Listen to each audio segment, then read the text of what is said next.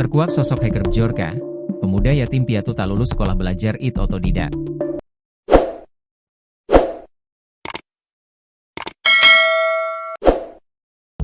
Akhirnya terkuak sosok hacker atau peretas Bjorka setelah polisi berhasil menangkapnya. Diketahui Bjorka merupakan hacker yang cukup meresahkan dan bermain di dunia maya sejak beberapa tahun terakhir. Kini sosok Bjorka berhasil diamankan Direktorat Reserse Siber Polda Metro Jaya pada Selasa, 23 September 2025.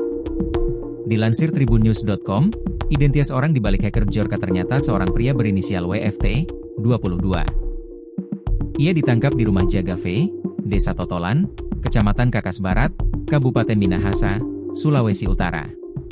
Wakil Direktur Reserse Siber Polda Metro Jaya, AKBP Alfian Yunus, mengungkapkan penangkapan Bjorka ini bermula dari adanya laporan bank swasta. Dalam laporannya, pelapor mengatakan pada 5 Februari 2025, terlapor dengan akun X Bjorka Nisya A, mengunggah tampilan layar aplikasi bank milik nasabah. Akun itu juga mengunggah data-data nasabah di sebuah situs. Unggahan itu membuat pelapor, bank swasta, mengalami kerugian terhadap sistem perbankan yang berpotensi diretas oleh orang yang tidak bertanggung jawab, ungkap Alfian dalam konferensi pers di Mapolda Metro Jaya, Kamis, 2 Oktober 2025. Akun tersebut juga mengirimkan pesan ke akun resmi X salah satu bank yang mengklaim sudah melakukan hack kepada 4,9 juta akun database nasabah bank, imbuhnya. Alfian menuturkan, Bjorka sudah bermain di dark web sejak 2020. Pada Desember 2024, Bjorka terdeteksi juga aktif di dark forum setelah sejumlah negara menutup akses dark web. Dark web dan dark forum adalah bagian dari internet yang tidak dapat diakses melalui mesin pencari biasa seperti Google, dan biasanya memerlukan perangkat khusus. Biasanya digunakan oleh mereka yang ingin berbagi informasi secara anonim. Namun, karena beberapa platform di dark web ditutup secara hukum oleh di beberapa negara, Bjorka berpindah-pindah dari satu aplikasi ke aplikasi lainnya. Karena beberapa platform di dark web tersebut dilakukan penutupan secara bersama-sama oleh law enforcement dari beberapa negara, dalam hal ini Interpol, sehingga si pelaku ini lompat dari satu aplikasi dark web ke aplikasi dark web lain, jelas Alfian. Untuk menyamarkan dirinya dan menghindari patroli siber, Bjorka kerap mengganti username. Ia sempat berganti username menjadi Skywave.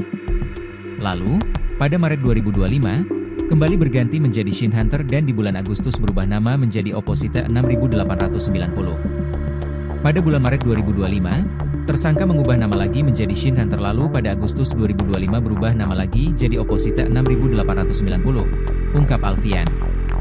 Kini, Bjorka alias WFT telah ditetapkan sebagai tersangka atas tindak pidana dengan mengambil database dari Breach Forum, lalu diunggah di Dark Forum.